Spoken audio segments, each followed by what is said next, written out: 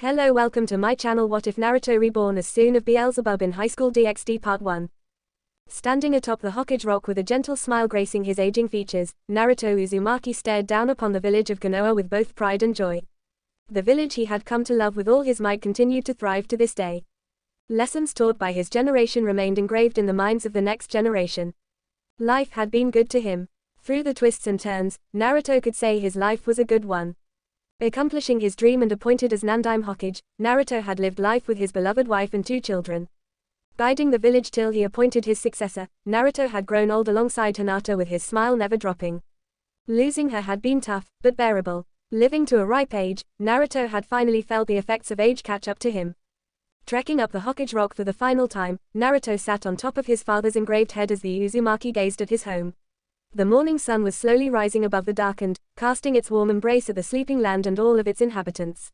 It was there, Naruto had taken his final breath. Lying gently on the head of the Yondaime, Naruto Uzumaki had died peacefully with a hopeful smile remaining on his aged visage. On that day, the cries of anguish would be heard all over the elemental nations. Naruto Uzumaki had died that day, the man who had brought peace to the elemental nations after 4 bloody wars. Even though he was gone, his teachings would forever be engraved into history. The shinobi world had lost a hero, but had gained a legend. For Naruto, it had been finally time. Time for his long-due reunion with his precious people. The feeling of death was strange to say the least. The small agonizing pain that had been felt ceased to exist moments later. The feeling was comparable to getting a shot. The needle would cause some pain, but it all ended seconds later. Though dying was not as terrifying, God knows how much he hated needles. And like that, he was gone. No longer among the living, Naruto had expected to have been sent straight to the Pure Lands where his beloved friends and family would be. Instead, Naruto had been given something much less appealing. His immediate senses were of pain. Prickling pain situated directly on his head. Unconsciously moving his hand towards the area of pain, Naruto had begun rubbing it in an attempt to quell the pain. Somehow, the method had worked. Resolving the pain, Naruto's eyes opened and the piercing light of day forced him to immediately shut his eyes again in order to cope with the sudden brightness. Releasing a groan, Naruto forced his body to sit before opening his eyes once again. Adjusted to the light, Naruto released a drowsy yawn and pushed himself off of the soft bed he had been resting on. That was when a sudden thought of realization had struck him. He was dead. Dead men could not move their bodies. Blood running cold, Naruto quickly scanned his surroundings and found little details that resembled the room he had resided in before his supposed death. The room was far too lavish looking to have been his simple room. Eyes wide with a mixture of fear and confusion, Naruto ran straight for the door and yanked it open. Catching sight of the boyish arms he had used to open the door had only added to his confusion. Running through the highly decorated hallways filled with doors and paintings, Naruto had ran straight into another individual. Grunting in pain, Naruto's eyes closed and his body went slack as it fell onto the victim of his unfocused running. For a few seconds, Naruto laid on top of the person he had fallen on. Seconds later, he was brought back onto his feet and the apologies had came flooding in. Naruto looked at the woman he had ran into with a puzzled expression. The pain felt by the crash had subsided moments ago and the apologetic woman garbed in a maid's uniform became worrying over him like he was some sort of lord. Lord Naruto, please forgive me. Scratch that, she did think he was a lord. Blinking away the confusion, Naruto had reached for the woman and brought her up from the bow she had forced herself into. The look of shock adorning the maid's expression had said it all. Hey, it was my fault, no need to say sorry. Naruto said with a bright smile. Oh, of course, Lord Naruto. Thinking over his situation, Naruto decided to ask the question he had been determined to find out. Maid-san, do you know where I am? The small smile the maid had once wore vanished and her expression adopted a mixture of worry and fear. Kneeling down before Naruto, another indication of his change in his body, and placed her hand against his forehead, checking for any signs of disease. The frantic pampering began again as the maid drew attention from the other passing servants. Soon enough, a circle of maids had formed around Naruto, all of them attempting to measure his heat of whatever they were doing. Minutes later, the small army of maids began ushering him away from the halls and to another location unknown to Naruto. Struggling was useless. The servants did not allow him to squirm away from their surprisingly strong grips. Ushered away, Naruto was barely able to register everything before a man dressed in a white coat, obviously a doctor of some sort, began inspecting him with his array of tools. Lord Naruto seems to be fine, but on matters revolving around the mind one cannot be too sure, the doctor mused with a thoughtful expression. Lord Naruto, what is the last thing you remember? Well, Naruto's sentence ended there. Cutting off his words, a woman came bounding into the room. Dressed in clothing fitting for the nobility, the crimson red hair cascading down her back was what really caught Naruto's attention. Tender blue eyes were cast down on Naruto as the woman who looked unnaturally like the Uzumaki's deceased mother quickly ran to his side. Crushing him in a hug, Naruto grunted as he cut off the stream of questions flowing through his mind. Everything about this situation was just so confusing. Not only could he not feel his chakra, but, to make things worse, he was in the body of a child. Nothing made sense. One minute he was laying on the Hokage rock dying, and the next, he was in some rich kid's room with an army of servants tending to his every needs.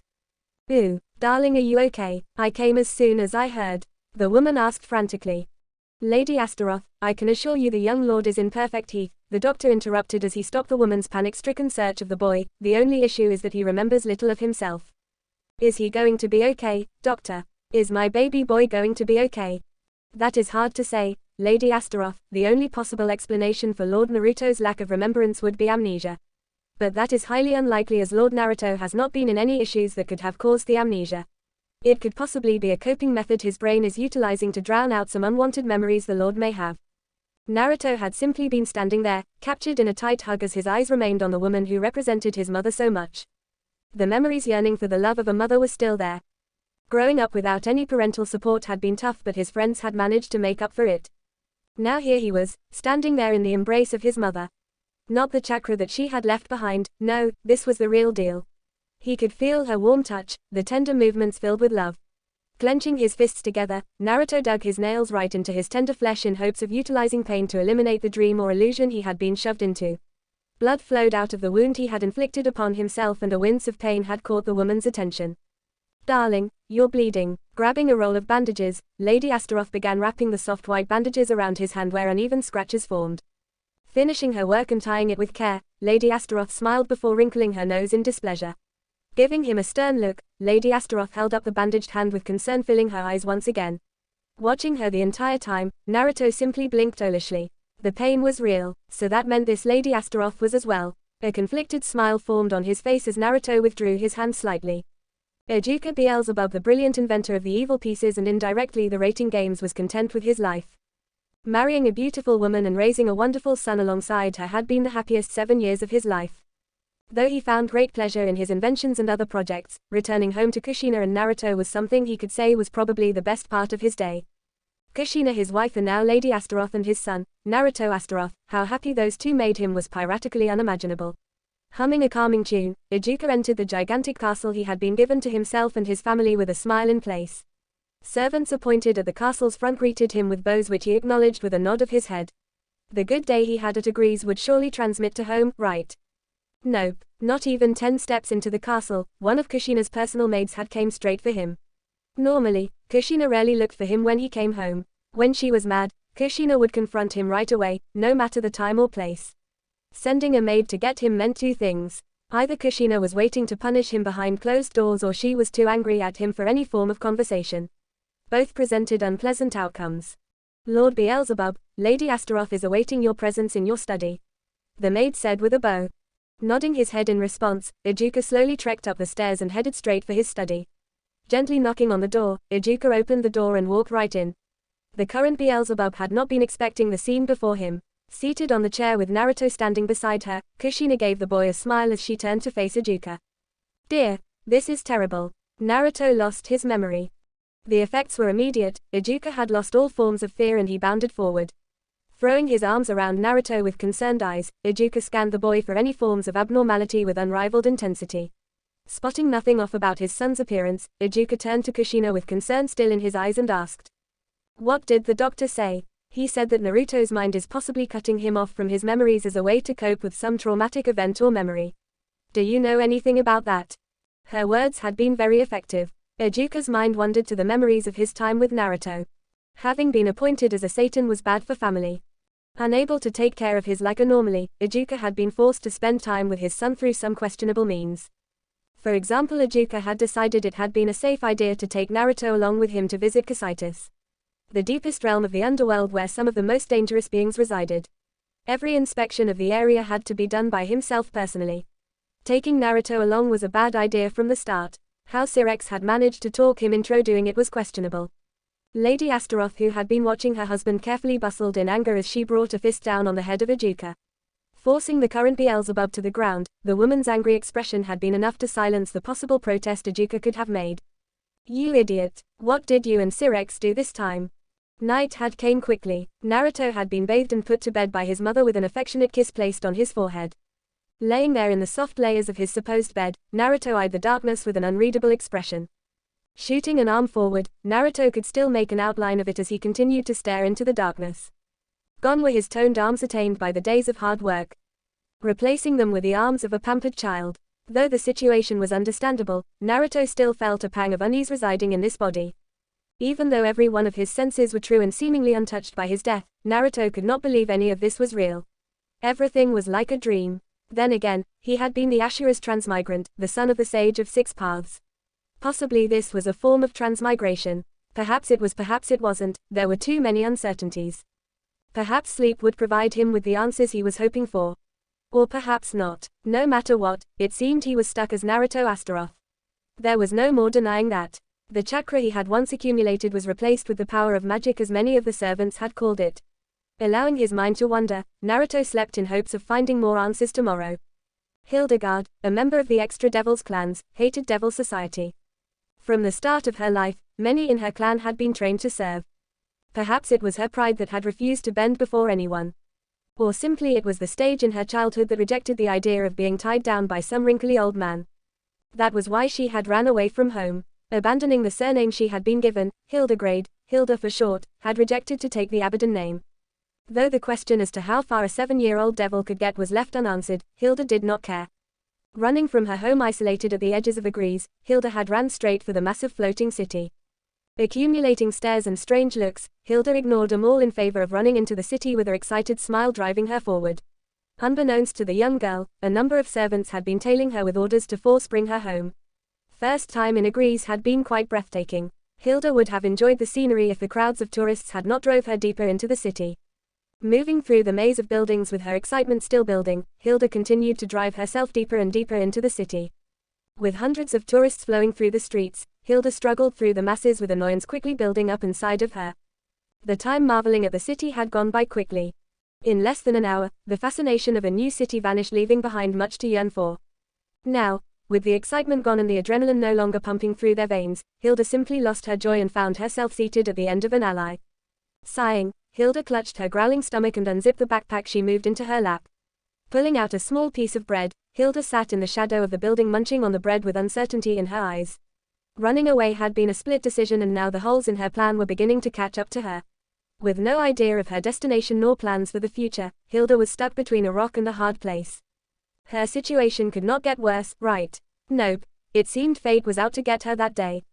Having been resting in the alley for an hour or so, Hilda had recharged and was ready for another trek into the city. The energy was needed. Walking right out of the alley, Hilda soon rejoined with the moving crowds. And that was where fate had played its hand. Moving through the crowd with no destination in mind, Hilda had soon found herself lost and without a clue as to where she was. Walking around without looking exactly where she was going, the blonde girl walked right into someone. Look where you're going, Hilda snapped as she rubbed her head in annoyance. Ahaha, sorry about that. Really sorry. Opening her shut eyes, Hilda glared at the victim with frustration and anger seeping through her gaze. Seated on the cobblestone floor in front of her, was none other than Naruto Astaroth himself. Chuckling sheepishly, Naruto pushed himself off of the ground and brushed the dust off of his clothing. Offering Hilda a hand with a nervous smile in place, Naruto had half expected the girl to accept his offer. Instead, Hilda slapped the hand away and got up on her own. The glare she wore never softened. I wasn't looking where I was going, sorry about that. Naruto said as he rubbed the back of his head. I'm Naruto, by the way, nice to meet you. Just watch where you are going next time, Hilda responded. Naruto merely chuckled again. Hilda wore an annoyed expression as she frowned at her fellow blonde. The frustration that had been building up within her was in need of release. Naruto, who had simply been an unsuspecting victim in the entire situation, was the perfect one for Hilda to release her emotions on. No matter how little he deserved it. While Naruto on the other hand was lost beyond belief, and bumping into the girl had been enough to initiate a conversation between the two. That way, he could somehow get directions back to the castle. Listen, Hilda. Yeah, Hilda-san. Do you know the way back to Beelzebub Castle? Naruto asked with cheeks flushed with embarrassment. I'm sort of lost. Hilda merely stared at Naruto for a few seconds before she huffed and folded her arms. Influenced by both her frustration and pride, Hilda refused to answer the question asked by the other blonde. Without knowledge of the town in the first place, Hilda did not want to see what would happen if she too admitted to know nothing about the town. Why do you need to go to Beelzebub Castle anyway? I live there, huh? What servant wouldn't know the directions to his own lord's castle? Naruto grumbled at the comment. Being called a servant was one thing and insulting his own sense of direction was another. Having a lifetime of experience on how to deal with people, Naruto did not seem to have been using it. Can you give me directions or not? Naruto asked with a sigh, unless you don't know where it is. The comment in the end had been more to himself than directed at Hilda as the thought crossed Naruto's mind. The possibility of bumping into a stranger to Agrees was high due to the massive amounts of tourists the city received. Though his comment had been innocent enough, Hilda had taken it as a blow to her pride. Bristling in anger, Hilda shoved Naruto to the side and stomped away. As she ran, Naruto immediately ran after her. Wait, can you please give me directions? No. Please. No. Come on, pretty please. No. There were a few things Ijuka feared in his life, and his wife was rated the highest on the list. The man who was praised as one of the strongest devils to have ever feared his wife above all else. Losing sight of Naruto was not going to end well for him. Forgetting their anniversary was one thing, losing their son was a completely other situation. Having suffered the consequences of angering his beloved wife, Ijuka did not want to know what horrors awaited him when Kushina found out he had lost Naruto on their trip to Agrees. Frankly, Ijuka would have much rather fight in the civil war again rather than confront his wife without Naruto. God only knew of the pain awaiting him. Have you seen Naruto? Ijuka demanded as his worry-filled eyes locked onto a random servant's. No, my lord. I haven't seen Lord Naruto in the past hour. Groaning, Ijuka clutched his face with both his hands as more possibilities of his punishment came to mind. Though emotionally struggling, Ijuka always had a plan. Regaining his posture after a minute of troubling thoughts, Ijuka turned to the servant once more and spoke in a hurry. Gather the servants and look for Naruto immediately. Why yes, my lord. Losing Naruto was worse than anything else he had ever done. Though Ijuka worried about the consequences, the Super Devil was far more concerned about his son's safety. Calling Kushina would only throw more chaos into the fray. Kushina had turned the castle upside down when Naruto had supposedly been lost. There was going to be no positive outcome if she knew about Naruto's current condition, for both himself and the city. Never in her life had Hilda been more annoyed than she was today. Naruto was considerably the most annoying individual she had ever met. Persistent and unwilling to accept the answer no, Hilda had been subjected to a never-ending flow of words. Honestly, the young girl did not know how anyone put up with Naruto. The blonde did not seem willing to give up until he got the directions she did not have. Too prideful for her own good, Hilda still spurned to tell him that she did not even know where she was walking. Though she wished to rid herself of the annoyance, Hilda refused to speak another word to the other blonde. The unwillingness to do so was probably the greatest desire she had felt in a while. Come on, Hilda-chan, please. Naruto asked with pleading eyes, I really need to head home.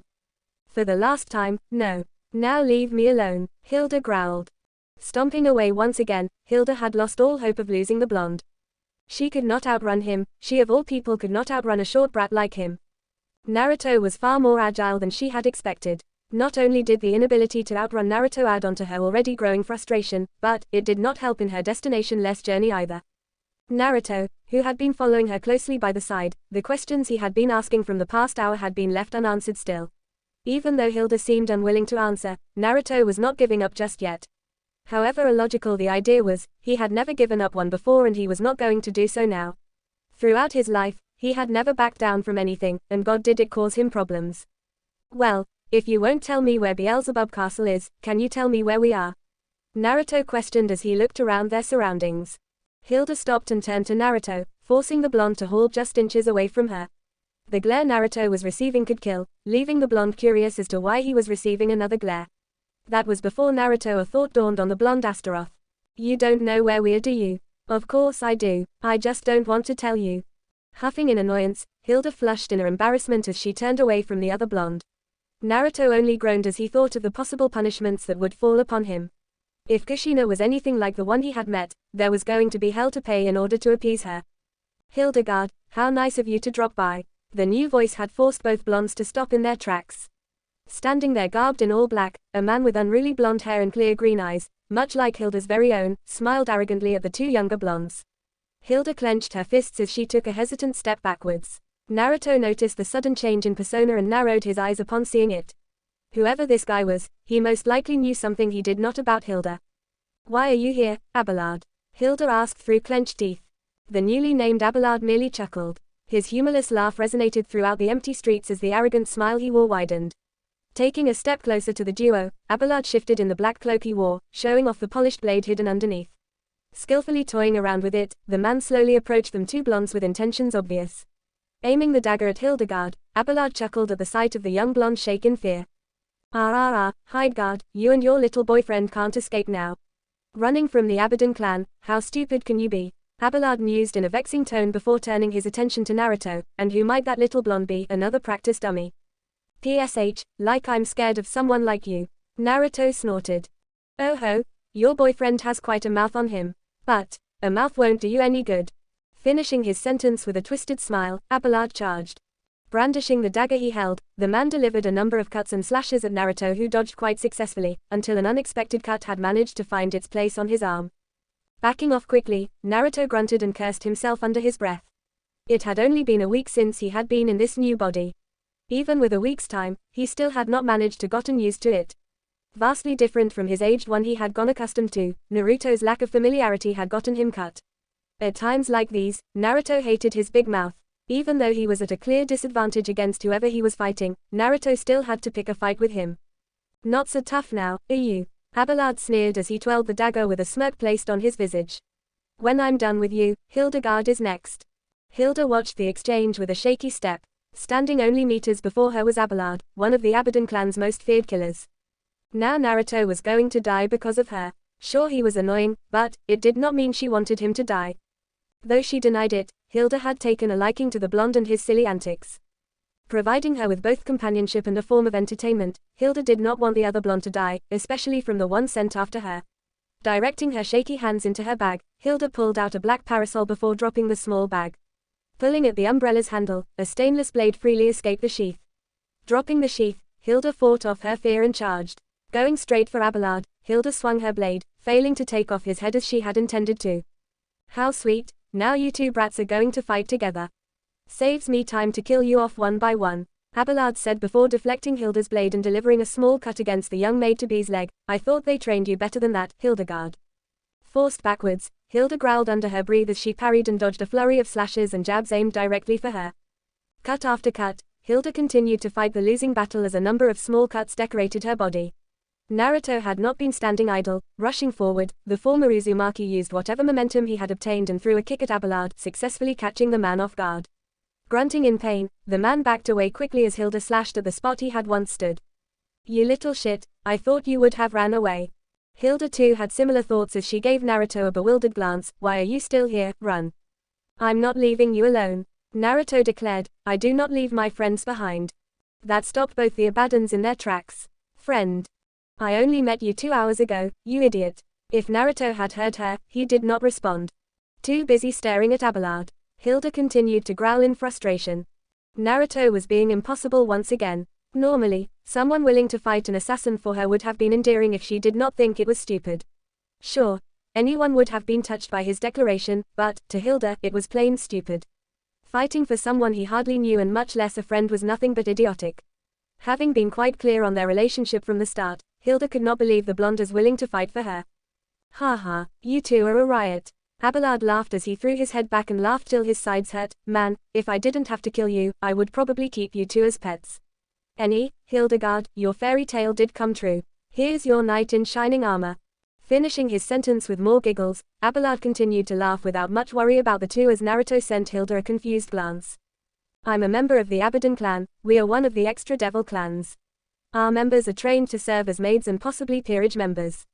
Hilda explained. I didn't want to serve anyone, so I ran away. And here I am. That explained it. The sheer idiocy of Naruto's comment had seemed to run its course as Abelard recovered and suppressed his mirth. Removing the grin he wore in favor of a much more sinister smile, Abelard charged again. This time, both Naruto and Hilda were ready for his swift strikes. As Hilda parried his blows, Naruto threw in some of his own when he saw openings. Working together to the best of their ability, both blondes had been able to hold Abelard off somewhat before they were pushed back again. And now, accompanying him was a beam of magic aiming straight for the two. Driven further and further back, Naruto's eyes scanned every little detail Abelard made, calculating and solving each equation he had put in place of the man's movements. Now that was a surprise. Taking a few seconds to recover from the odd action, Naruto's mind began racing. This must be what Ajuka Dad was talking about. Though I may have the mentality of my old self, this isn't my old body or mind. I am Naruto Astaroth, the son of Ajuka Beelzebub, the one sole user of Kankara formula. Then if he could use formulas and math to use his magic, then I can too. Or at least I hope I can. Naruto thought with an abnormal amount of positivity. Channeling the energy dwelling inside of him, Naruto felt the sudden flare of power swarm his body as he called forth his magical power or demonic energy in this matter. In succession with the flow of equations and numbers peeling off of his brain, Naruto felt a sensation of power flow through him as a green circle of magic shimmered into existence. Modifying the bolt of magical energy flying straight for him, Naruto used the calculations to redirect the beam in a new direction. Abelard had been far too surprised to have done anything as he felt the own results of his attack sending him flying backwards and into a street lamp. Naruto felt a sudden drain on his reserves as he grunted in slight pain. Though his success attempt in casting what he would have assumed was the Kankara formula, Naruto could not say his body could take the sudden strain of it. Sure, he had been through worse, but this body had never been through this amount of pain before. The magic he had used to cast the spell taken its toll. Normally, using a complex jutsu he had never done before in his old body would have drained his reserves and dwindled his stamina, but this body did not fall victim to the easier side effects. How did you do that? Hilda asked with wide eyes. I don't know, Naruto grunted as he fought off the burning sensation clutching onto his stomach, but it sure hurts. Casting Kankara formula was definitely going to need some more work, if he survived the encounter and all. But then again, Naruto wasn't even sure he had used Ajuka's signature move. Having no demonstration from the green-haired man, Naruto honestly only had words to go off of. Then again, it did not really matter. What mattered was the safety of himself and Hilda's. Though he was going to have to figure out just how much math he knew. Naruto would have been quite impressed with himself if he was not fighting a dagger-wielding psycho. Normally he hated math, and now he found out his new self was quite good with it. What were the odds? Let's get out of here, Hilda said as she gave her shoulder to the thankful blonde. Abelard will not stay down for long. And that was when Sleeping Beauty had decided to awaken. Without even seeing it physically, the sudden pressure hanging in the air signified Abelard's recovery. Barely able to turn his head to steal a glance at the man, Naruto used whatever strength he could muster and shoved Hilda to the side as a flying dagger tore through the air. Narrowly avoiding a fatal blow, Naruto had been gifted with more pain as the dagger lodged itself onto his shoulder. God, why did he always get injured on the shoulder? You little shits, Abelard howled, I am going to destroy you. Tearing apart the distance between himself and Naruto, Abelard pounced on the boy as he began assaulting the boy without mercy. Blinded by his own anger, Abelard neglected to disarm Hilda, leading to more pain on his part. Growling, Abelard glared at Hilda as he felt the cold metal pierce his skin and dig into his muscles. Slapping the girl away, Abelard tore the weapon off of his body, resulting in large amounts of blood seeping from the wound. You bitch, I am going to, Abelard growled before his ears picked up on the strangled voice of another, Kankara, Formula 1, Naruto gasped through the chokehold he was placed in. Just like that, Abelard flew. Blasted right off of Naruto, the cloaked man shot into the air by an invisible force, sending him straight into a building. Gasping for air, Naruto pushed himself off of the ground and ignored his burning joints as he struggled towards Hilda. Physically and mentally exhausted from the fighting, Naruto could feel the toll done to the much younger body. No longer blessed with the healing abilities provided to him by Kurama, Naruto could now see why Sasuke had declared his healing capabilities stupidly annoying. Placed in the body of a child who lacked physical might, Naruto had taken the attacks without anything to soften them. And boy did he miss self-regeneration right now. I am going to, Abelard's voice ended there. Whatever the psycho was going to say stopped as a new presence entered the fray. With a murderous glare marring his features, Ajuka stood there with a small army of servants behind him. The amount of pressure rolling off of the man was insane, the sheer anger Ajuka was feeling could be felt by everyone. The gentle green eyes Ajuka had always held were replaced with the eyes of a monster hungry for blood. Never in devil history had Ajuka ever been so angry with anyone. The glare he was sending Abelard was enough to stop the merciless killer stone cold. Just what do you think you're doing with my son? Naruto's first impression of devil society had been underwhelming. The members around his age had been either spoiled beyond belief or simply could not hold a normal conversation. For example, Rias Gremory, the heiress to the Gremory clan, was a total freak when it came to anime as she called it. With his use of the same honorifics, Rias had simply assumed he was a huge fan as well. Honestly, the other devils had their own quirks as well. For one, another one of the numerous heirs, Riza, was a total pervert, reminding him much of Jiraiya. Though there were clear differences, Riza's love for the female body had given Naruto quite the sense of nostalgia. Till the Hilda punched Riza in the stomach for attempting to flirt with her. Even so, Naruto had hit it off with the young Phoenix. Other than Riza, Naruto had managed to befriend another, Sairarog Bale. Other than Sairarog and Riza, Naruto had been unable to befriend the others.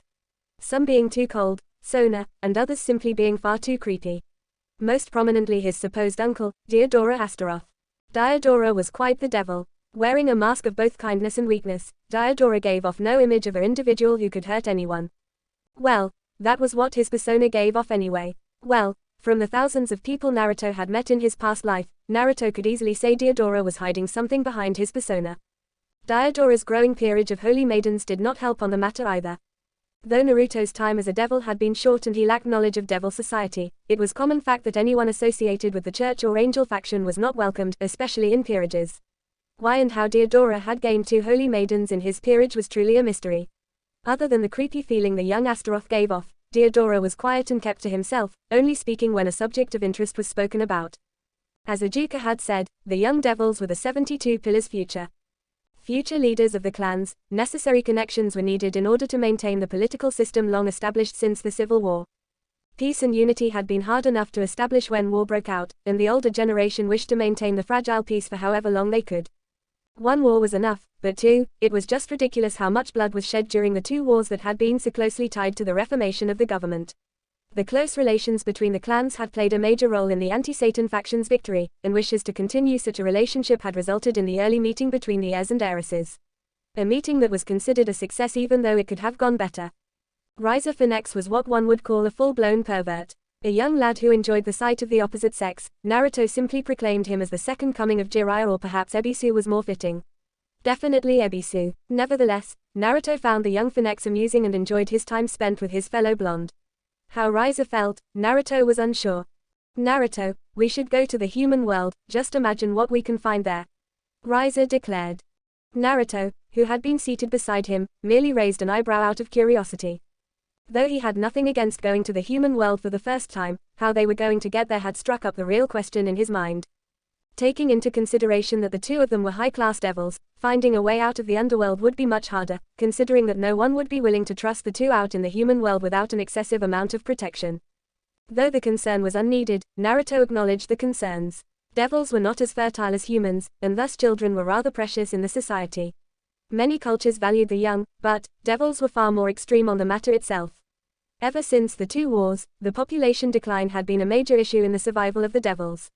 To lose more members of the race, especially members of the remaining 72 pillars, would be damaging. How exactly are you planning on getting to the human world? Naruto asked, generally curious on his part. Well, we could get Sairarog to help us. The guy needs to stop training, anyway, Riza offered before gaining another thoughtful expression. Then we could, overpower the guards, yeah. Then make a run for it again. Like in Gun. Rias is forcing you to watch anime again, isn't she? No. Shut up. That brought a snort of amusement from the other blonde. It was a clear fact that Rias and Riza were both engaged. Having been given the information as children, their minds lacked any real hatred towards one another, aside from the perverse comments Riza would make here and there. Though Rias remained harshly critical of the arranged marriage, she did not resist as much as one had assumed. Showing displeasure over the decision, Rias had not been overly concerned with it. The relationship between Riza and Rias had been kind enough not to push forth a full-blown rejection of the marriage. Other than that, the relationship between thus far had been solely reliant on Rias's love for anime. Having insisted on watching it with anyone she could, Riza had been kind enough to involuntarily become her partner when watching the shows. Besides the love for anime and everything in between, Rias had shown a great love for challenges. Even though the young heiress was known to be a very sore loser. Do you want to go or not? Riza demanded. Fine, let me just get Hilda and we'll go, Naruto said. Mumbling something inaudible, Riza stalked away from the garden, leaving Naruto behind. Riza's plan had been simple enough. All they needed to do was knock out a number of guards before heading to the train station and sneaking onto a train heading to the human world. The only real issue would be fighting off the guards. That was where everyone else came in. The meeting between heirs and heiresses had been a success. The unique curiosity that all children shared, Naruto and Riza were not the only ones who wished to head to the human world. Cyrorog and Diodora both had been willing to participate in their little journey. Sona had been adamant on not going, leaving only Rias to come along with the 4 boys. That was how the duo had turned into a party of 5. Which only made things much harder. How are we going to get past those guards? Rias whispered quietly while she glanced at the 2 guards posted at the door. We can't just hurt him out like that. Riza, it would just be mean. Then how are we supposed to get past them, Rias? Riza argued with a frown. We can't just ask them to let us out. They'll tell our parents and then we won't be able to go at all. As the 2 argued, Naruto and Cyrorog both ignored them in favor of planning their route of escape. Diodora merely remained quiet throughout the entire situation, leaving the 4 alone. Hilda, who had been watching the entire exchange, simply ignored them. We could simply just sneak around them, Naruto proposed with a thought. It would take too long to find another way out. The train leading to the human world would be leaving in an hour. We're already on a time limit, Naruto. Cyrorog replied as he stole another glance at the guards. Our best option is just to knock them out. Unless you have another idea. Well, the Kankara formula might work. Jew father has been giving me some help on mastering his technique. If I can modify something, I'd be able to use it as an attack against them. Or we. No, Naruto, we are not going to do that. We could simply order them to allow us to pass. Diodora interrupted with a partial smile. Naruto and Cyrorog both stopped their conversation and turned to Diodora. The idea had merit, being one of the better ideas which got them out of the castle. Possibly, if they succeeded and forced the guards to allow him out, then they would simply tell their parents, ending their plan without even going to the second phase. However, the idea did provide the party of 5 with more options. Pondering on Diodora's words, Naruto snapped his fingers in realization as he drew everyone's attention onto him. Everyone had been overcomplicating their plans. Doing so had placed an illusion on the greatest power of all, nobility. Here's what we're gonna do, Naruto muttered. Naruto had been quite pleased with the human world thus far. The visit had begun an hour ago, and Naruto could honestly say he preferred it over the underworld. Sure, the underworld provided him with a world of opportunities. The excessive protection and surveillance placed upon him was getting rather annoying. While he understood the actions, it did not mean he liked them. When he had been chosen as Hokage, Naruto had honestly been thrilled beyond belief. His dream had finally came true, but the amount of protection placed on him by the Anbu was honestly too much. Having the opportunity to negotiate about the guards in his past life, Naruto could not do it in his current one. Considering that both Ajuka and Kushina would think he was crazy for spouting about reincarnation and being a ninja in his past life. That was why the human world had been so appealing to Naruto. The humans treated him like another child instead of some lord that would kill him if any form of disrespect was shown. The only issue with the world was how easily he had lost contact with the others. Last time he had seen Riza was when Rias had dragged him off to find some merchandise while Cyrorog wandered off on his own. Naruto didn't even know what had happened to Diodora. All he knew is that he was in some unknown village by himself. And to make matters worse, a church was erected just a distance away from them. The amount of trouble they could cause was beyond belief. Coming in contact with the members of the church would lead to disastrous consequences. Naruto just hoped no one approached the building or possibly drew too much attention to themselves. There wasn't really much to do aside from explore. An agreement to rendezvous at the road leading into town had been made, and so the party of 5 did not need to worry too much about their companions. Not that children of their age could worry so much. Nevertheless, Naruto still possessed worry in his heart, but ignored it in favor of satisfying his curiosity that had been plaguing him ever since his arrival into this world. The others couldn't cause too much trouble. Well, he hoped they couldn't. As for himself, he couldn't really say. Exploring the city had been quite the experience. Though the entire journey left him questioning his own judgment. The people had been kind enough, though they seemed rather tense, as if some veil of fear had been placed upon them. Help, please. Anyone, help, please. Please help. The cry of a desperate child was hard to listen to. Perhaps it was the pain that enveloped one's heart when the cry registered. Yet still, not a single head had been turned nor a hand had been raised. The desperate cries only continued as the origins of the voice continued to run across the streets in hopes of finding someone, anyone to help. The villagers were hesitant in offering their service of the young boy. Fear had been a major factor in their decision to remain distant on the issue. Normally, such fears originated from outside sources, yet this one had been from one of their own. The church that had been offering its services since the town's creation had received a new priest, Valpa Gallier. That had been a turning point in the serene peace that had once enveloped the town. When Valpa had arrived, it had not even been a week before kidnappings had been springing all over the town. Children of all ages went missing, leaving no traces to be found. Though the kidnappings were not formally related to Valpa, townsfolk knew he was the source of it. Interfering brought nothing but pain and suffering. Running through the small streets with two burly men not far behind, was a young boy with wild, flaming red hair and a pair of gentle blue eyes. Chasing him relentlessly were two men garbed in all white, the only signs of their allegiance to any faction were the crosses worn across their necks. Doors were closed and blinds were drawn, leaving no one able to witness the event. Yet, the men working under the church had never expected Naruto to be there. Watching the entire event unfold, the blonde devil frowned deeply at the lack of action. Clenching his fists, Naruto had made an action that he had hoped to avoid. Jumping right into the chase, Naruto caught the boy's hand and pulled him away. Dragging him away from the two, Naruto ignored the surprised glance sent his way and focused solely on escaping. Get back here, split up, we can corner the two brats this way. Naruto scanned his surroundings as he heard the exchange of words. Currently running in an alleyway between two buildings, the only two possible escape routes were going to be blocked if he didn't do something quick. One of them was most likely cutting ahead of the other, hoping to capture them by eliminating all possible escape routes. Glancing at the other exit once more, Naruto turned to the man sprinting towards them from behind and charged. The sudden action was definitely unexpected, as seen by the man's lack of preparation when Naruto with the help of the red-haired boy slammed right into him. Normally, plowing into a full-grown man would have ended badly, if not for the man's attempted stop, thus lessening the force behind the impact and allowing the momentum-driven boys to slam right into him without much of a hindrance. You little shits, I'll kill you, do you hear me? I'll show you what happens when you defy Lord Valpa. The running had ended when Naruto came to a stop near the town's park. Taking shelter among the trees, Naruto rested against a tree, recovering from his headache caused by the impact not a while ago. The red-haired boy too began recovering from the impact, leaving both boys without much to say until pain stopped swelling in their heads. A little over 10 minutes had passed and Naruto began to truly study the boy he had helped escape. Dressed in robes tarnished by dirt and grim, Naruto's surprise had not been left in the shadows. Then came the matter of actually talking to the boy. You're a devil, aren't you? The boy asked as his features scrunched. That is one way to start off a conversation, Naruto thought before nodding his head in confirmation. I'm Naruto Astaroth. Naruto offered a hand. Reinhard van Astria, the newly named Reinhard replied. Astria, why does that name sound so familiar? Yes. The House of Astria is a clan of master swordsmen. Naruto acknowledged the response with a nod before he gave Reinhard a curious gaze.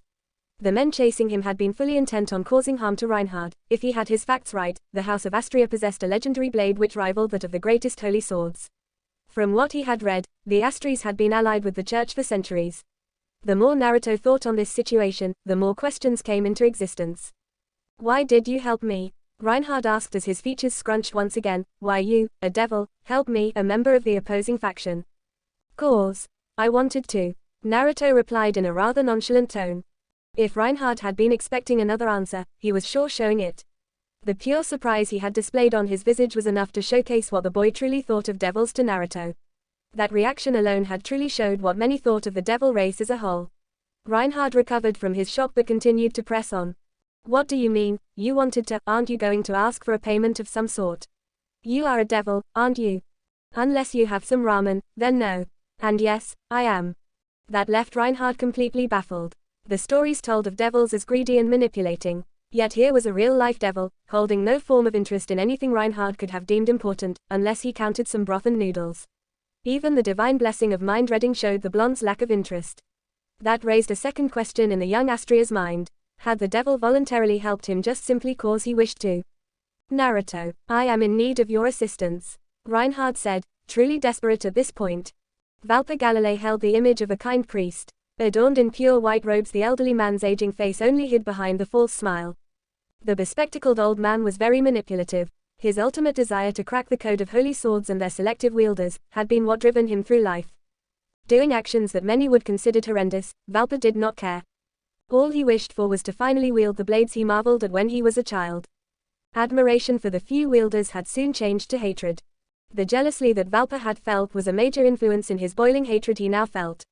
Imagine his surprise when the renowned Astria family had taken a visit. An opportunity like this came only once in a lifetime. And Valpa had taken it. Drugging both father and son, Valpa had been quite surprised when he found out Reinhard was immune to the effects.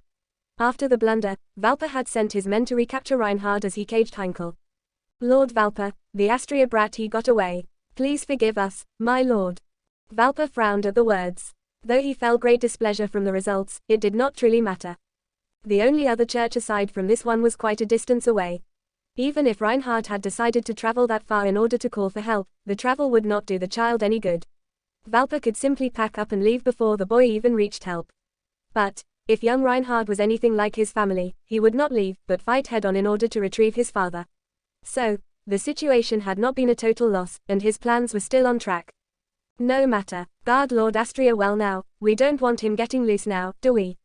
Valpa said before chuckling, young Reinhard will come to us. There is no need to waste more men looking for him. Call for all the men to return. At once, my lord. Why should we help him? Reiser demanded with a scowl. The group of devils were gathered in the park as a furious Reiser sent Reinhard a withering glare. Naruto had been insistent on helping the Astria while a number of other devils remained uncertain on the matter while others, like Reiser, was clearly against it. A discussion had been ignited and Naruto remained adamant on the topic and refused to back down, much to Reiser's annoyance. Sairog remained neutral, only offering his opinion when he deemed necessary. Rias and Diodora had remained quiet the entire discussion. Disagreements between Naruto and Reiser would always lead to rowdy shouting while Sairog was forced to play the middleman. Because we can, Reiser. Naruto snapped, I am not going to just stand here when we can help Reinhard. Then do it without me, Naruto. I am not helping the enemy. After shouting that, Reiser stormed off with a huff. Rias and Diodora both shared a look before walking off to follow the enraged Phoenix. Though Rias had shown a more apologetic expression, Naruto was left with only Sairog and Reinhard at the park, both unwilling to speak after the outburst. Naruto honestly could not blame Reiser, raised with a biased view of the church and angel faction. The unwillingness to help the clan had been quite the obvious reaction. Why didn't you leave, Sairog? Naruto asked with a sigh. I can't let my rival get himself killed now, can I? Sairog responded with a smirk. Returning the smirk with one of his own, Naruto and the Belair shared a fist bump before they turned their attention to Reinhard. The young Astria had felt rather guilty when the other devils had left. Reiser's angry declaration had meant nothing to him, but the feeling of causing such trouble for Naruto had been what really brought forth the guilt. The awkward tension had died when the remaining devils shared a friendly fist bump, leaving the matter to be discussed. Reinhard, do you have an idea how we can get your dad back? Naruto questioned. Nodding his head in response, Reinhard grabbed hold of a stick and began drawing a rough sketch of the church. Marking significant positions, Reinhard pointed directly to the church's front. The front is the least guarded place. Though the locals have an idea of what's happening, Valpa wants to keep the opening as normal as possible. But they can spot us from a mile away. The best way would be to attack the side. There would be more guards, but we have the element of surprise. Reiser growled in rage as he stomped away from the park. Rias and Diodora both followed him from closely behind. Though neither of them wished to be caught in his rage-induced thrashes, Rias had been quite angry at the blonde to have stopped herself from interfering. Watching Reiser burn tree after tree whilst filling the air with unsavory phrases, Rias had had enough. Walking right in front of the enraged Phoenix, Rias crossed her arms in a mixture of anger and annoyance as she caught Reiser's attention. I can't believe you, Reiser. You would leave Naruto, Rias began in hopes of reprimanding the Phoenix. Me, you should be scolding Naruto. That bastard always does this. He's always helps people, he never realizes when others might be using him. Reiser yelled just before igniting another tree in a raging inferno. Unfazed by the fire, Rias crossed her arms in annoyance. Honestly, the boys she had to deal with were also stubborn. Reiser for one was never willing to admit anything, even apologizing became a challenge. The pride Reiser possessed seemed unwilling to allow him to bow his head and accept himself in the wrong. Then there was Naruto. The blonde Astaroth was adamant on helping others and refused to stop until he succeeded. No matter what stood in his way, Naruto found a way across it. Then you're going to let him fight exorcists on his own? Rias asked. You're going to let your friends fight them by themselves? Clenching his fists, Reiser stormed off without completing the conversation. Reinhard panted heavily as he charged through the mess of guards without stopping for anything. Having ran for quite some time followed by performing a number of jumps and leaps, Reinhard had exhausted his energy rather quickly when dodging the swords and guns that had been targeting him. With the assistance of both Naruto and Sairog, Reinhard had little trouble reaching the room which held his father prisoner. Mass-produced holy sword in hand, Reinhard found himself pushed straight into a fight. Mercilessly striking him with quick, decisive blows was one of the more prominent members of the church, Fried Selzen. How Valpa managed to gain the allegiance of the moral-less man, Reinhard held no hints of an idea, but it did present trouble for him. Ha. Hey, Heinkel, your bastard son's here. Fried declared in a all-too-cheerful manner. The shitty old man did say I could have fun when you arrived. Get ready to die. Dashing to avoid a fatal cut, Reinhard hastily parried a strike aimed for his neck and sent Fried back with a push. The distance did not really do much as Fried charged the very next second. Ducking under another slash, Reinhard easily deflected a sloppy cut and retaliated with a cut of his own. Being the first to draw blood, Reinhard tensed when Fried's crazed smile dropped slightly as he touched the fresh blood oozing from the cut that appeared on his cheek. In a flash, Fried's grin widened and his murderous intent fled, pulling out an exorcist gun. A barrage of light bullets decorated the wall behind Reinhard as the young Astria dodged successfully. That was all Reinhard had needed. Charging, Reinhard attacked Fried with a series of fluid cuts, managing to draw more blood before Fried retaliated with a kick. "You're not bad, yeah, little shit. The old bastard said you'd be fun." "Reinhard, do not allow yourself to be distracted," Highschool shouted as he watched the fight behind a set of bars. Nodding his head in acknowledgement, Reinhard dodged more bullets before he parried a sword slash. Fried snarled just as he pushed his blade forward, forcing Reinhard to back up. Pinning him to a wall, Fried moved his other hand and aimed the exorcist gun directly at Reinhard. Smiling wickedly, Fried pulled the trigger without fail. On instinct, Reinhard threw his head back, allowing the bullet to graze the skin around his neck. Reinhard quickly retaliated. Throwing Fried off of him with whatever strength he could muster, the young Astria swiped a clean cut on He-Man's shoulder, filling his ears with the annoyed growls of Fried. "Fried, we must leave now." The voice belonged to the one and only Valper Galilei. Standing a distance away with a briefcase in hand, Valper dashed ahead as more of his men fell behind to stop pursuers. "That shitty Gramps," Fried growled as he sent a glare at Reinhard. "Don't think this is over, you little shit." Like that, Fried ran. Following Valper out of the church, follower after follower poured out after Fried had left. Soon, the church was left empty aside from the hungry growls of fires consuming the flammable materials with great vigor. Reinhard rushed to free his father. Slicing the locks open and freeing Highschool from his bindings, Reinhard shared an emotional embrace with his father as the worries of both father and son were released. "Son, I am so proud of you," Highschool said. Reinhard smiled at the comment before it dimmed when his thoughts drifted towards Naruto. "Father, I wish to repay my debt to another. I owe a devil a great deal for your rescue. If you approve, then I wish to repay my debt to him. Perhaps he could possibly help cure mother's disease as well. I know we traveled here in order to find a cure." Highschool's smile widened at the words. Clapping his son on the shoulders, Highschool eyed his son directly in the eyes as he spoke. "Son, a knight must always pay his debts. If you believe this is the right choice, then go forth. I shall support you along the way." Naruto and company stared at the scene with a mixture of emotions. While Naruto had a smile present, the others had varying emotions. Sairarog hid behind his neutral mask as he crossed his arms and turned to Riza, whom had stood a little distance away. The Phoenix had came against his own words and helped out with the situation. Though he claimed to have only been here to bail them out of trouble. Sharing a friendly smirk, Naruto and the other two made their way out of the destroyed church in order to regroup with the other two. Never glancing back, Naruto soon stopped when a voice had filled the air. "Wait." Turning around, Naruto came face to face with a smiling Reinhard. The rating games provided grand opportunities for high-class devils of all kinds. Competition is great among the participants and rivalries fueled by the desire for glory had brought forth a new love for devil kind. The games had been created by Ajuka Beelzebub as a way for devils to gain glory through battles against each other.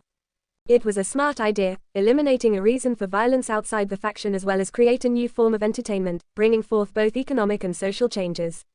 With a massive boost in economy as both private companies and government alike moved to accommodate for the unexpected popularity of the rating games, the creation had been a major success. That was one of the many ways the underworld had been recovering from their losses during the past wars, and that reason alone was how Naruto and his two friends developed unwavering rivalries. All three of them had differing goals. While Sairarog desired to become a Satan and Riza wished to surpass his brother, one of the top 10 highest-ranking participants of the rating games. Naruto, he was different. His goals had never really aligned with the rating games. What he wished for really could not be given to him by the rating games or the devil faction in general. He didn't want to return to the elemental nations. He had done his part and all he could do was have faith in the next generation. Even if Naruto did somehow manage to find a way back to the elemental nations, it would not feel right. He had spent one lifetime forging a gentle peace among the nations. There was no need to stay any longer.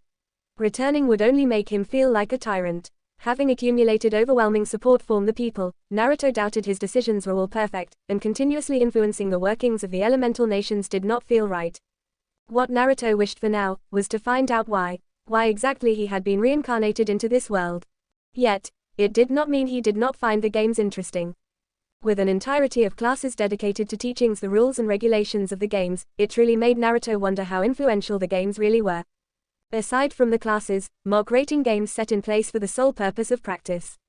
With the sheer popularity of the rating games, it really was no surprise that small pocket dimensions had been created for practice. Though only high-class devils and devils with higher rankings were allowed to use the areas for mock rating games, it was still a sight to see. And not only did the extra fields allow other devils to prepare for their matches, but it also allowed the younger generation to have their own matches, compete with one another. A wonderful creation it was, a way to both build bonds and rivalries between devils alike, igniting a flare of competition that only pushed individuals and their peerages alike to work harder. And that was where Naruto was currently. Seated in one of the many seats built in one of the numerous arenas, Naruto's blue eyes locked on the field with a glimmer of interest. Beside him was Sairog and his newly appointed queen, Quisha Abaddon. Though Quisha held a polite expression, her glares directed at Hilda were easily visible through her mask of politeness. Tension thick in the air, neither Sairog or Naruto showed signs on stopping the fierce glare match between both Hilda and Quisha. Though neither of the two kings seemed willing to stop the two, Reinhard had taken it upon himself to play the middleman, just in case either of the two decided to vent the anger out on each other. Wherever the anger had come from, it seemed to only fuel both of the kings' desire to one-up each other. Naruto, it seems even our queens are eager for battle, Sairog said with a growing smirk, don't you think it is time? Not yet, Sairog, Naruto replied before returning the smirk with one of his own, right now is not the time for a rating game between us. I guess you're right. This is not the stage one want to win against you, my rival, on. I'm not going to lose, Sairog. Smile widening in response, Sairog raised his fist. Naruto mimicked his rival's actions and the two shared a fist bump. Naruto, can you promise me something? Turning to Sairog, Naruto gave him a curious glance. Sairog clenched a fist and held it up high staring at the endless sky from above. The heir to the Bale clan stared into the underworld sky with eyes burning with determination. Promise me you won't lose. Until we face each other. Promise me you won't lose to anyone. Naruto's smile widened to impossible degrees as he too threw up his fist. While he did not hold the same excitement Sairog felt about fighting strong opponents, the prospect of facing off against his rival did fill him with a feeling of exhilaration. The same exhilaration he had felt when Sasuke and him had fought back then. The same feeling he would use to fuel his own determination with. You can count on it, Sairog. Until we face each other in a rating game, I won't lose. You better do the same. The feeling of an actual rating game was there, watching the battles decorating the stadium. Rise's excitement could not be held back anymore. Participating in one of the many mock rating games, Rise's determination to surpass both his friends and his brother only burned brighter as he faced down his opponent, Zephyr de Glacia Labolas. Though the young devils lacked full peerages, it did not stop them from facing each other. Having been exposed to the infectious excitement of the rating games, there was no surprise that the two most boisterous of the group had jumped immediately to participated in the mock game. Magic was being thrown around the magically constructed city by both peerages in hopes of knocking the other out. Watching from opposing sides, the two enemy kings stood without moving. Rise had lost 3 pieces with a remaining of 2 left at his disposal. Zephyr had been left at a much worse condition. While he had the advantage in numbers, Rise held the advantage of surprise. Equipping every member of his peerage with a single flask of Phoenix Tears, Rise's plan had eliminated the need for a healer as his peerage members healed themselves with a single use of the Phoenix Tears. Combined with his members' much tougher conditioning, Rise had held the overall advantage in the rating game. Though the next stage in the games could possibly lead to a shift in favor for both teams. In normal rating games, the king usually stayed back until the peerage members of both sides began dwindling till their last numbers, then the king would participate. The kings were considered the most powerful members of the peerage. As the strongest member as well as the most important, kings only participated when needed or the game had reached its climax. In rating games, kings had to remain active or else all would be lost. And thus, as a final push for victory, Zephyr had abandoned the base of operations he used and charged towards Riser. Riser was never one to back down from a challenge and too left the safety of his temporary headquarters and moved to meet Zephyr in battle. Continuing the glaring match, Hilda and Quisha ignored the words of both their kings and focused on each other. Sharing some snarky remarks followed by more glares, both queens held no interest in the questioning stares sent their way. Stemming from the competitive nature that had lingered in the days under the teachings of the Abaddon clan, neither of the two had forgotten the events to this meeting. Quisha for one was both confused and albeit pleased when she had found out Hilda had become a servant.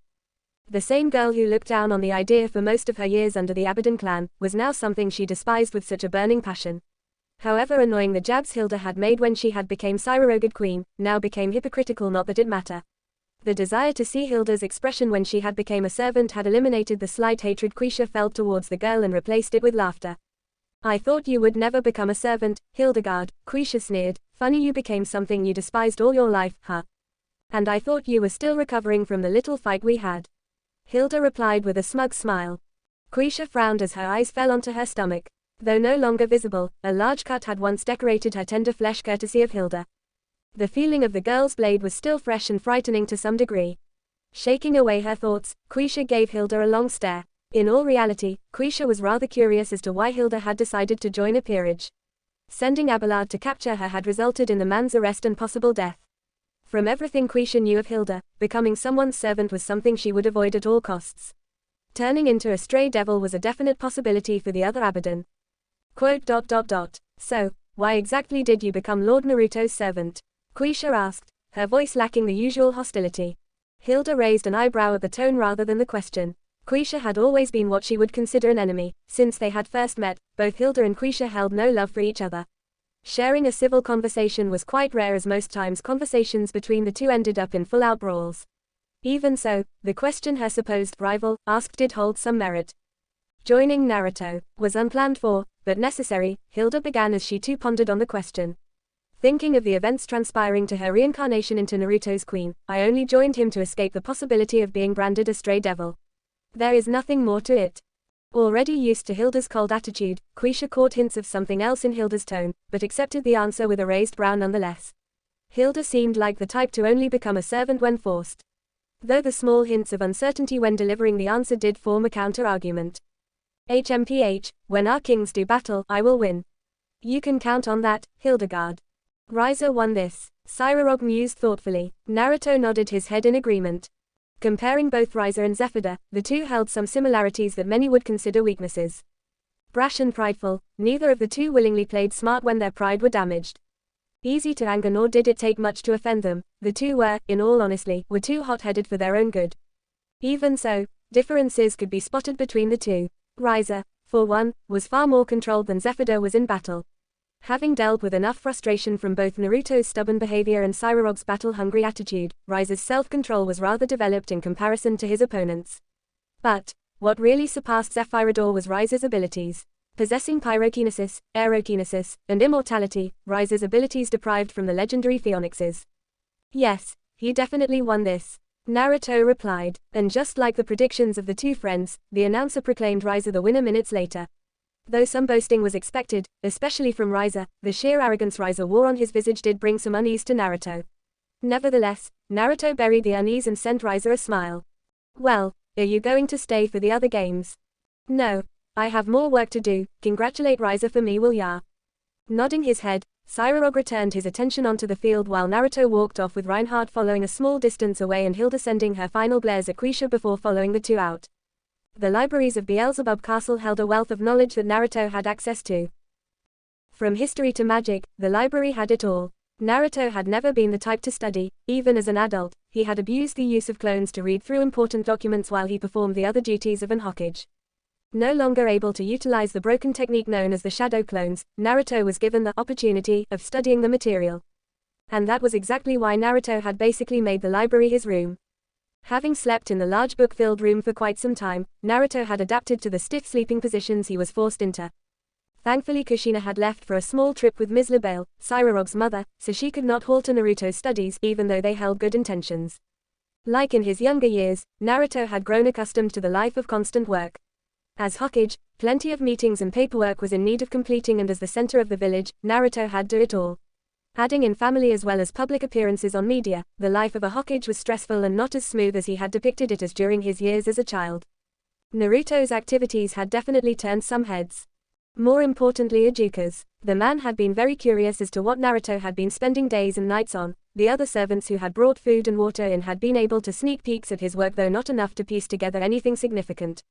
Waiting patiently, Ijuka had been expecting Naruto to ask him for help sooner or later.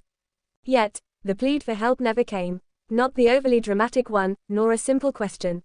Naruto remained locked in the library developing whatever it was. The only signs of his presence inside the library from the series of crashes followed by the shuffle of feet. Whatever Naruto was practicing inside the closed doors, failure was an obvious companion in the blonde's endeavor. 3 days, since the events had begun, and 3 days Ijuka's curiosity had been eating him away. The questions that began plaguing Ijuka were beginning to become more and more influential in his actions as the green-haired Satan truly wondered on what his son had been working on. Reinhard and Hilda, both had duties of their own. While Hilda had been working alongside some of the servants occasionally, the former Abaddon focused on her own training. With intermittent help from Reinhard in her swordplay, Hilda focused mainly on mastering her demonic power. Quisha had been proficient in elemental magic for as long as Hilda could remember. Hilda had no overall strengths in magic, her main use of her demonic power had been to enhance her physical abilities. It had taken no fool to figure out that the reliance on only physical might had its limits. Though Cyrorog did contradict the statement, Hilda did not care. Unlike Cyrorog, who had no access to the Bale clan's infamous ability, Hilda had access to her unique brand of magic. While Quisha preferred quantity over quality, Hilda was a fan of the quality of her magic. The encounter with Quisha had sparked Hilda's determination to grow stronger. Well, most likely to beat Quisha up, though her new desire to grow stronger did influence Reinhard. Reinhard had been working as well. As the newest addition to Naruto's peerage, the former human had lacked any familiarity of the extra strengths a devil's body possessed. An overall increase in his physical condition, Reinhard had been quite pleased to develop his swordsmanship while both his king and fellow peerage member worked on their own. Though unable to access his true sword, Reinhard had made do with the practice blades Ijuka had some servants buy for him. The sheer idea of a devil wielding a holy sword was simply crazy. Reinhard had thought so as well. Until he had found the touch of Reed did not burn his skin as his father had told him. It did spawn a few questions Reinhard had been unable to answer himself, thus leaving both Naruto and Ijuka to ponder over the abnormality. Nevertheless, Reinhard worked hard to continue in his training in the art of the blade. "Naruto, may I come in?" Ijuka asked as he gave another knock on the library door. A faint "yes" could be heard and Ijuka shoved a single door open. The other side of the extravagant doors had been a complete mess. In comparison to the spotless halls, the library was a far cry of that condition. With books and scrolls scattered everywhere, the chairs and tables that once stood in an organized manner were turned in numerous directions and some were even found in odd locations, such as the wall for example. How Naruto managed to get a chair stuck inside the wall remained a mystery to Ijuka. Unlike many parents whom would have either yelled or punished Naruto, Ijuka merely smiled. Smiled like a complete fool, if anything to go by. The mess Naruto had made reminded Ijuka so much of his younger days and his pursuit towards numerous goals he had set out to accomplish. "Hey, Dad," Naruto greeted with a wave, "Whatcha doing here?" The word "dad" had been easier to use on Ijuka. Though he was not Minato Namikaze, Naruto had accepted that he was a completely different person, and thus Minato Namikaze was never his father, Ijuka Beelzebub was. Using in his earlier days in this new body did feel odd. "What are you working on, making such a mess?" Ijuka asked, with a much more controlled smile. "Oh, this." Ijuka watched patiently as Naruto rummaged through the mess before pulling out a crumpled paper. Studying its contents, Ijuka's surprise was obvious in how wide his green eyes became. Written on the paper was the magic circle of a simple teleportation spell, but there were notes plastering the sides with formulas and calculations of possible ways to tweak the already fast way of travel. From the X's dotting the page, Ijuka could easily differentiate the formulas that had been tested and those that have not. The pride Ijuka felt only grew. When Naruto had been born, the boy was his pride and joy, and to see him inherit his own love for calculations and formulas had been a major uplift to the stress he had been boggled down with at work. A teleportation spell, why focus on something so simple, son? Ijuka curiously asked, not even removing his eyes from the paper. Well, Naruto began before he chuckled and scratched his head. The reason behind his idea to tweak the teleportation spell was to, in a way, honor Minato. Having mastered the Rasengan, Naruto wished to further carry some part of his former father's legacy with him. Answer: tweaking the teleportation spell in order to recreate the Flying Thunder God was a much more achievable goal at the time. I thought it could be used in combat. No. You remind me so much of your mother. I do. Oh, definitely. Kushina was very unorthodox in our time, always using some of the most unusual spells and techniques in combat. The woman was unpredictable, and it looks like you inherited that little trait of hers. Finishing his words, Ijuka rested a gentle hand on Naruto's hair and ruffled it in a loving manner. It was no lie, Naruto enjoyed the warmth generated from the loving gesture. How about I give you some help? You know, a father and son project. Naruto's smile widened as he gave his confirmation with a nod. Yeah, let's do it. Kushina Astaroth had came home to find a very interesting scene. Inside the damaged and messy library, Ijuka was sleeping against a desk with Naruto snuggled to his side. Blanket draped over the father and son duo, papers were scattered everywhere. Obviously interested in what had caused the mess, Kushina picked up the closest sheet of paper and picked it up. Reading its contents, a smile played on her visage as the jumble of numbers and formulas filled her vision. The paper contained scribbles from both Ijuka and Naruto, most likely calculations that had been proven wrong. The love for calculations Ijuka had seemed to have been inherited by Naruto, and the two were attempting to create something and caused the mess as a result, or Kushina hoped that was how this mess had came into existence. Approaching the two, Kushina quietly moved through the library comparable to a site a tornado had just tore up. Kneeling down on the two, Kushina placed a loving kiss on Ijuka's cheek and another on Naruto's forehead. Pulling the blanket up, Kushina gently covered the two before moving away with her smile still in place. Whatever had happened, she could find out the next morning. For now, she would let them sleep. The father and son bonding time had destroyed the library, but it seemed to have brought the two closer. Euclid Lucifuge stood patiently on top of a graceful castle with a small smile in place.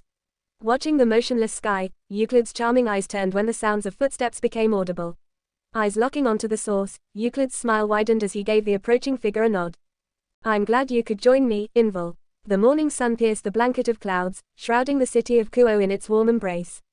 With students performing their morning rituals and readying themselves for the school day ahead, Issei Hayaudu, one of the few males enrolled in Kuo Academy, once an all-female school that had turned co-ed 2 years ago, merely groaned. Laying on his bed, the young man laid there, little motivation to get off of the comfortable surface. Mornings like these always made one think. Running a hand through brown hair, Issei's mind wandered. A tired sigh escaped the young man's mouth as he laid there. Issei-kun, wake up. You're going to be late for school. Today is sports day, hurry up. The voice of his mother had been enough to wake Issei from his morning drowsiness. The lack of motivation soon vanished as a new surge of energy pushed Issei right off of his comforting bed with a gleeful smile plastered onto his face. Unlike normal students who smiled at the prospect of competing with one another, Issei's smile only radiated his perverse intentions. It was not a secret Issei Hayaudu was a pervert. He was a pervert and he held no shame in expressing it. Though it did not help in his ultimate desire to become an harem king, as his perverse tendencies and lack of shame drove girls away, opposite of what he wished for. Even so, he pursued his dream with an unbreakable will. It truly did make one wonder how. Bolting out of his room with clothes in hand, Issei ran right into the bathroom in order to perform his morning rituals with much more energy than moments ago. The gleeful smile he wore never left. Sports day was a day filled with opportunities for the student body as a whole, allowing athletes to compete with one and another in the preferred activity. As for people like Issei, the perverts, it was an event filled with pleasantries that made the punishing physical activities durable. Among the group of male perverts, Issei could honestly say the idea of satisfying his perverse mind was a major factor in his newfound motivation. Breakfast is ready, hurry, Issei-kun, or it will get cold. Donning the male uniform of Kuo Academy, Issei bounded to the kitchen with the gleeful smile wider than it had been moments ago. Stealing a glance at the clock located on the wall, a strike of fear found its way into Issei's heart as his eyes bugged and he froze. Already late, Issei had little time for breakfast. Grabbing 2 slices of freshly made toast, Issei ran as fast as he could out the door and into the busy streets. Sprinting through the streets, having already finished one of the 2 slices of toast, Issei had the remaining slice hanging in his mouth. Concentrating solely on running, Issei honestly paid no attention to his surroundings. Quite determined to reach Kuo Academy before the events began, the lack of attention had its consequences. Crashing into an unsuspecting individual, Issei grunted in pain as he landed on the hard ground. Losing his other portion of his breakfast, Issei shook off the numbing pain and shook off the stinging sensation that had formed in his head. Being raised by a mother who tolerated no form of disrespect, Issei immediately sprang into action. Opening his eyes and jumping onto his feet, Issei bowed deeply. I'm sorry, I wasn't looking where I was going, I'm sorry for running into you, Issei said, wearing a contrite expression. Don't worry about it. Looking up, Issei glanced at the victim of his careless running and was surprised by what he saw. Garbed in a similar fashion as he was, Issei scanned the all too familiar Ku's boy uniform with an albeit curious glance. The difference between the amount of boys and girls attending Kuo Academy could easily be described as a 5:1 ratio. Having been recently turned into a co-ed school, males in the school was scarce and remembering them were quite easy. Being one of the first few boys to enroll, Issei could easily identify a number of other males, yet this one was completely foreign to him. The blonde hair clearly isolated him from the main pack of males, only Yuto Kiba had blonde hair, and the stranger was definitely not him. I'm Naruto. Naruto Uzumaki, the stranger greeted with his hand out. I'm Issei Hayaudu, Uzumaki-san. Issei replied as he accepted the handshake, albeit hesitantly. Just as the handshake finished, Issei's eyes bugged and realization dawned on him once again. Giving the blonde a frantic wave of his hand, Issei shot off like a bullet. Driven by his perverse mindset, Naruto watched on as the boy seemingly ran for his life. A powerful sacred gear, huh? Naruto thought. Sona Citri, heiress of the Citri clan, sat patiently behind her desk with her fingers laced and a neutral expression in place. Standing ever so loyally beside her was Sona's queen and friend, Tsubaki Shinra. The events of Sports Day were about to begin. With less than half an hour before the first event, Sona waited patiently without an ounce of emotion in her blank mask. Even her usual calculative gaze found no place on her visage. The other members of the student council were out either helping place the final touches in the preparations or were out patrolling for any students misbehaving. In Kuo, 2 clubs had been created in order to accommodate the 2 residing devils and their peerages. The Occult Research Club, and the Student Council. While Sona had her peerage as members of the Student Council, Rias Gremory, her friend, used the Occult Research Club as her own disguise. Normally, Sona would have gone out to help out her peerage, but an issue had come up. It was more of an unexpected arrival more than a problem. Kaichu, could Naruto-sama be running late? Tsubaki asked with a glance at her king. Pondering on her words, Sona thought carefully on the words. While Naruto upheld his promises, the matter of timing was questionable. Naruto's inability to turn a blind eye from immoral actions was a probability in his lack of attendance. Playing a major in his life, Sona easily concluded the trait was an obvious weakness in Naruto's character as a whole. The selflessness was a potential danger for him in the future. I believe so, Tsubaki. If he does not show in the next hour, then you shall begin Sports Day without me. Sona said. Nodding her head in response, Tsubaki returned to her previous stance. Minutes ticked away without much activity between the king and queen. Nearing the climax of the hour, a green magic circle bearing the Astaroth clan emblem shimmered into existence. Followed by a flash of light, Naruto appeared before them with the 2 other members of his peerage standing beside him. The apologetic smile was all Sona needed to answer her question revolving around his tardiness. You're late, Sona said as she sent Naruto a cool glance. Sorry about that, Sona-chan. I had the pleasure of meeting Ria's candidate on the way here. Naruto replied. Is that so? Tell me, Naruto, what do you think of Issei Hayaudu? Placing himself on one of the comfortable seats facing Sona, Naruto pondered on the words with a thoughtful expression. Hayaudu is quite the interesting character. Though he may not show anything special like other possible candidates, underestimating us underdogs won't end well. Naruto said with a smile. Sona's eyes narrowed as she stared at Naruto carefully. Us. Maintaining his smile, Naruto mentally berated himself for classifying himself with Issei. Though he had been considered a failure in his previous life, in this life, he was what one would consider Sasuke. One filled with large amounts of potential. Generalizing himself and Issei was obviously strange in Sona's eyes. Telling people about his reincarnation was still a topic he wished to avoid, for now at least. Yes, us, Naruto said before he scratched his cheek in an embarrassed manner and laughed lightly. Yeah, no, some of the nobles are calling me an underdog compared to Sairog and Riza. Accepting his answer with a hesitant nod, Sona studied Naruto once again. His words were true to some degree. While many nobles considered Naruto an underdog due to his lack of experience in the rating games, Sona highly doubted Naruto was as weak as they had made out. Then again, this issue did not matter at the moment. Shaking away her thoughts, Sona shifted back into business mode and spoke. Naruto, as you may know, Lord Gremory has placed you and your peerage into the is an requirement for all students to join a club. In order for your peerage to operate during your stay here, Lord Gremory has asked me to help you need to establish a club for only members of your peerage to join. Nodding his head in understanding, Naruto thought about the possible clubs he could create. Though the club's name and activities did not matter, Naruto still gave thought into this matter. Thinking of all the hobbies he had enjoyed participating in, a fond smile spread across his visage as his memories of his past life played through his mind. Occupied by his job as Hokage, Naruto enjoyed taking care of a bonsai tree whenever he had the chance. Working on the plant had been enough to draw his mind from the stressful tasks as a Hokage, something the former Uzumaki valued greatly.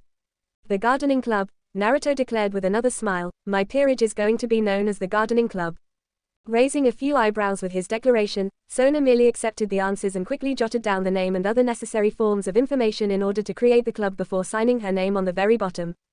Joining clubs were mandatory for students, creating one was a process that required the approval of both teacher and student council president in order to make room for the club in the budget. But, with the wealth of 3 high-class devils, funding high school clubs was like throwing away pocket change. Other than the need for formal papers to be signed, Sona really saw no need to remain in the student council room any longer. Tsubaki, deliver this to the teachers. Of course, Kaichu. Leaving with the paper in hand, Tsubaki bowed to both her king and Naruto before she closed the door behind her. Shifting her gaze to Naruto, Sona released a very rare smile. A smile usually reserved for close friends and family, a smile that had been locked away for far too long. In return, Naruto too gave her a kind smile. It's good to see you again, Naruto. You too, Sona-chan. Come, I shall give you a tour of the school. Rias is most likely in the old school building, I will take you there later. Arriving at Kuo Academy with a minute to spare, Issei attempted to regain his breath. Panting heavily, Issei trudged into the school grounds and slowly made his way inside. Though the amount of students left were limited to only a few, the majority still were girls. From the hushed whispers, Issei could still make out the common phrase being thrown around from each conversation.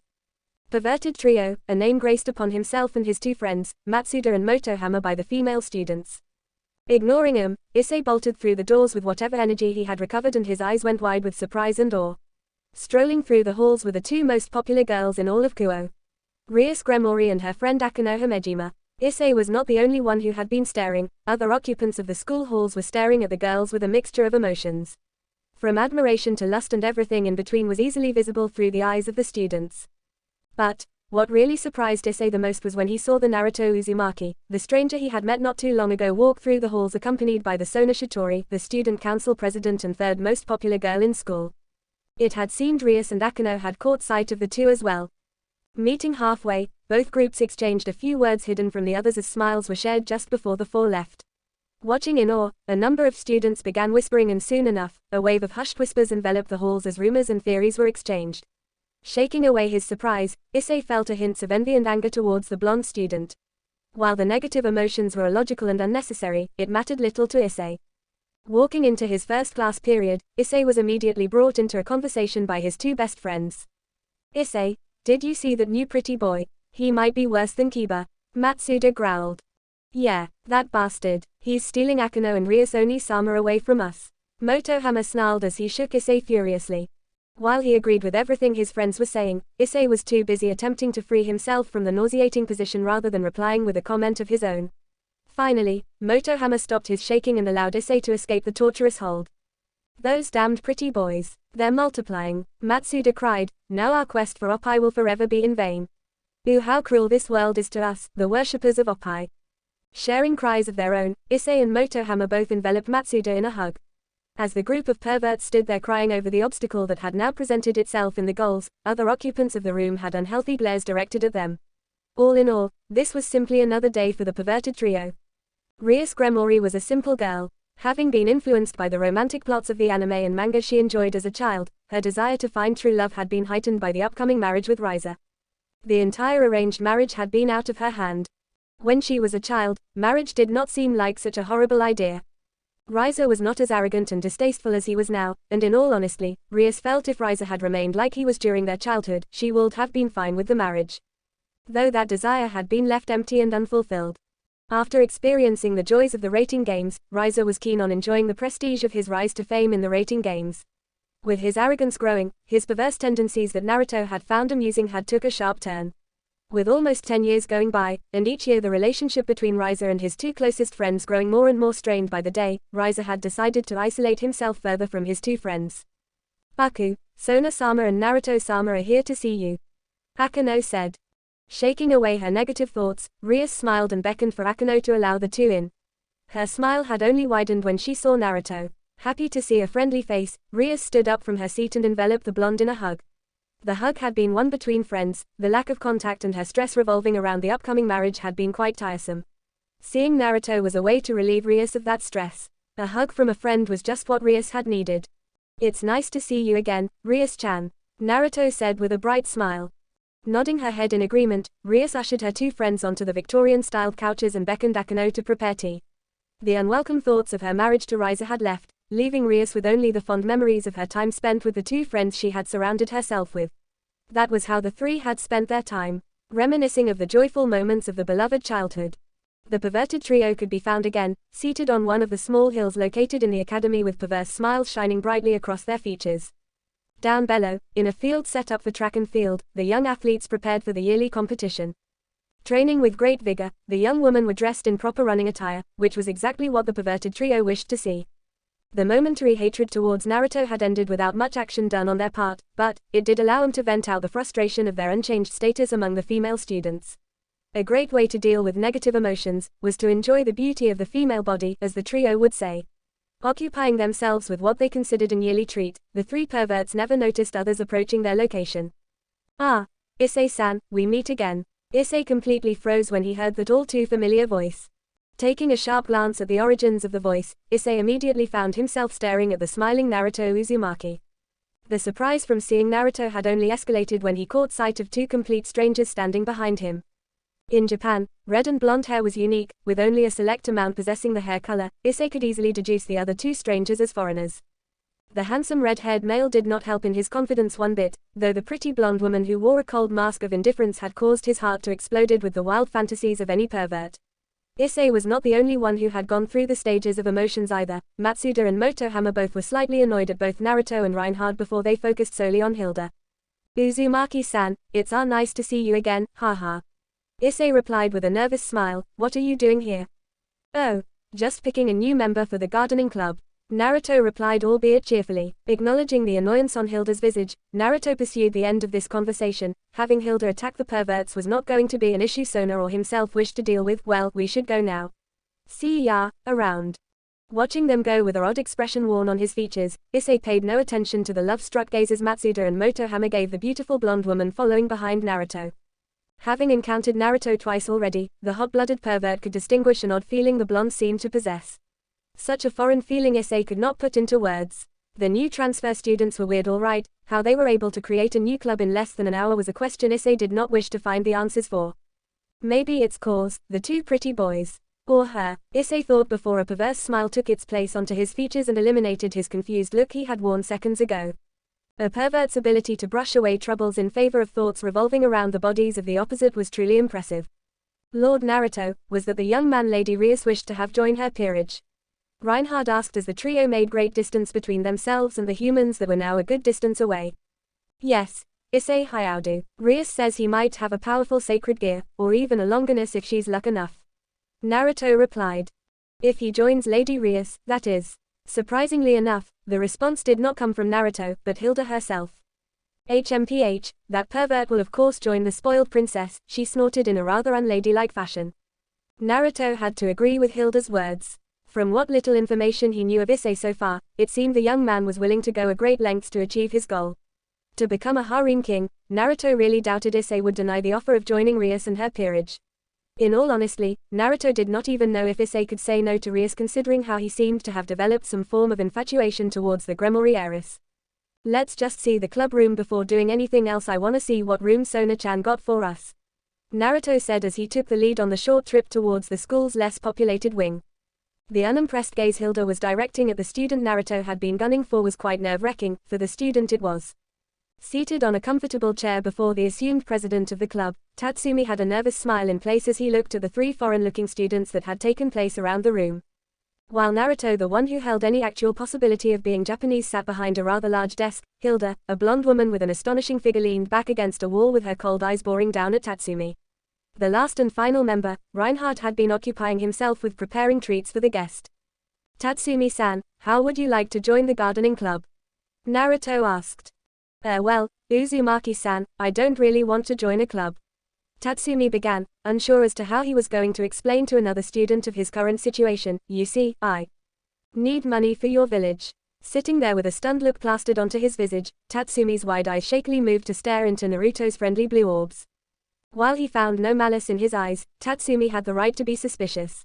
That amount of information on his personal life was definitely creepy. How the foreigner knew so much was a mystery he wished to solve. The entire secret Tatsumi had erected in order to keep his part-time job out of the school's sight was now on the edges of exposure. How the hell does he know that? Just what the hell is he planning? Tatsumi thought with hints of fear piercing his nervous heart. "Oh, don't worry, Tatsumi. I'm not gonna blackmail you or anything," Naruto said with a grin. "I just want to know if you want to join the gardening club. Why, you aren't going to tell anyone about my part-time job if I say no, or are you?" Shaking his head, Naruto decided to take it a step further and ease the young man's worries. "I ain't gonna make you join if you don't want to." The answer was obvious. Tatsumi saw no real benefit of joining the gardening club.